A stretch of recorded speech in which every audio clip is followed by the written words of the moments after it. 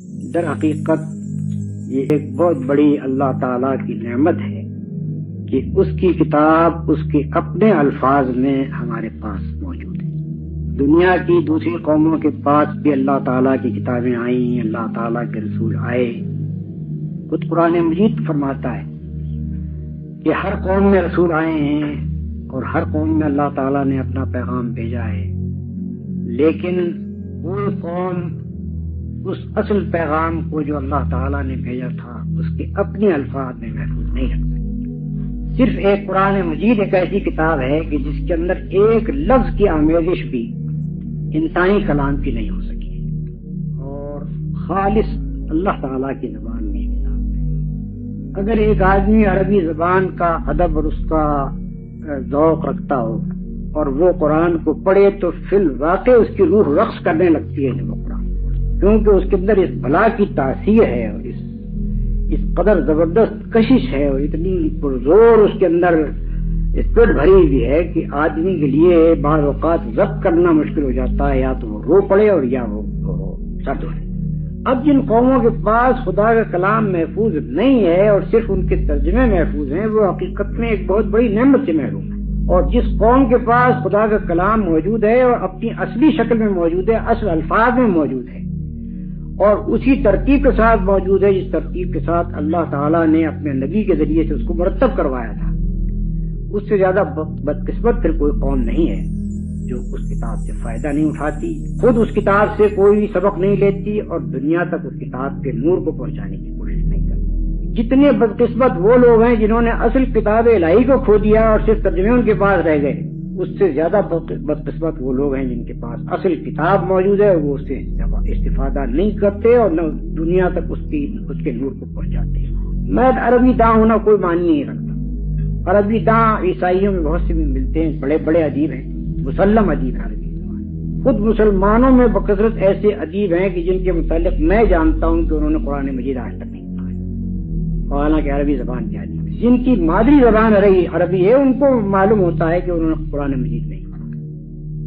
اس سے زیادہ بدقسمتی اور کیا ہو سکتا۔ ہمارا جو کام ہے وہ یہ ہے کہ خود اس کتاب کو سمجھیں، اس کتاب سے اپنی زندگی پر اس کا اثر پوری طرح سے قبول کریں، اس کتاب کے مطابق اپنی زندگی اٹھا لیں، اس کی روح کو اور اس کی اسپرٹ کو اپنے اندر جذب کریں اور اس کے بعد ساری دنیا تک اس کو پہنچائیں۔ یہ ہماری ریسپانسبلٹی ہے، ہماری ذمہ داری ہے۔ جب ہم مغربی دنیا میں جاتے ہیں تو وہاں معلوم ہوتا ہے کہ لوگ صرف اس وجہ سے بہک رہے ہیں کہ ان کو حقیقی روشنی نہیں مل رہی۔ کوئی ہپی بن رہا ہے کس وجہ سے؟ صرف اس لیے کہ جو زندگی اس کی ہے اس سے وہ مطمئن نہیں۔ کوئی بدھزم کی طرف جا رہا ہے، کوئی ہندوازم کی طرف چلا جا رہا ہے، کوئی سکھ بن رہا ہے۔ اس طرح سے مختلف قسم کے عجیب و غریب تجربات لوگ کر رہے ہیں صرف اس وجہ سے کہ ان کو اصل روشنی ان کے پاس نہیں ہوئی۔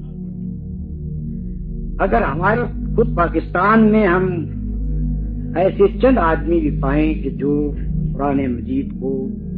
کم از کم انگریزی زبانی میں اس کی اصل روح کو پیش کریں لوگوں کے سامنے، اور اس زمانے کے آدمی کی سمجھنے کے قابل عبارت میں اس کو پیش کریں، تو میں سمجھتا ہوں کہ یہ بہت بڑی خدمت ہوگی، نہ صرف اپنی عاقبت کے لیے بلکہ دنیا کی رہنمائی کے لیے۔ دنیا حقیقت میں اس چیز کی طالب ہے جس کو وہ نہیں جانتی کہ وہ کس چیز کی طالب ہے۔ وہ ایک پیاس محسوس کر رہی ہے مگر اسے نہیں معلوم کہ اسے کس چیز کی پیاس ہے۔ جب اس کے پاس یہ چیز پہنچے گی اور اس زبان میں پہنچے گی جس کو وہ سمجھتا ہو، تب اس کو معلوم ہوگا کہ ہاں یہ وہ چیز تھی جس کا میں پیاسا تھا، اور اس سے وہ سیراب۔ متعدد آدمی ایسے میرے علم میں ہیں کہ جو اسلام کو اس کی اصلی روح میں جب ان کے سامنے پیش کیا گیا اور ان کو بتایا گیا کہ قرآن مجید یہ ہے اور یہ اس کی تعلیم ہے،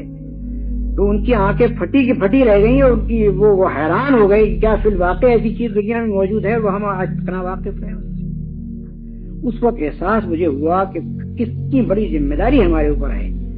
کہ ہمارے پاس وہ شے موجود ہے، ہم نہ خود اس سے فائدہ اٹھا رہے ہیں نہ دنیا کو اس کا فائدہ پہنچا رہے ہیں۔ اس وجہ سے میں ایسے تمام لوگوں کو انتہائی قابل قدر سمجھتا ہوں جو اس زمانے کی زبان میں لوگوں کو قرآن مجید کی تعلیمات سمجھانے کی کوشش کر رہے ہیں. اور میں چاہتا ہوں کہ اس ملک میں جتنے لوگوں کو بھی اللہ تعالیٰ نے یہ قابلیت عطا فرمائی ہے کہ وہ بیرونی زبانوں میں، انگریزی میں یا فرینچ میں یا اور دوسری زبانوں میں، جن لوگوں کو بھی اللہ تعالیٰ نے صلاحیت عطا فرمائی ہے، وہ اس خدمت کو ضرور انجام دیں. خود ہماری نئی نسلیں بھی بگڑ رہی ہیں اور دنیا کے لوگ بھی صرف اس وجہ سے گمراہ ہیں کہ ان کو حقیقی روشنی ہدایت کی نہیں.